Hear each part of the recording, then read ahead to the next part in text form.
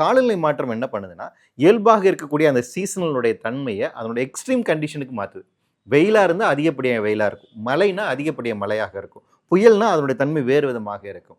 அதேபோல குளிரும் அதனுடைய தன்மை மாறிக்கொண்டே வருகிறது. ஸோ அந்த வகையில அமெரிக்காவில் இப்போது இருக்கக்கூடிய இந்த கோல்டு வேவ்ஸ்ன்னு சொல்லக்கூடிய இந்த குளிர் காற்றுகள் அதனுடைய தன்மை ரொம்ப அதிகமாகுது. அப்போ பயங்கர ஃப்ரோஷன் கண்டிஷன்ல வந்துட்டு அதிக குளிரூட்டக்கூடிய கண்டிஷன்ல வந்து அதனுடைய தன்மை அப்படிங்கிறது நிகழ்ந்து கொண்டு வருகிறது.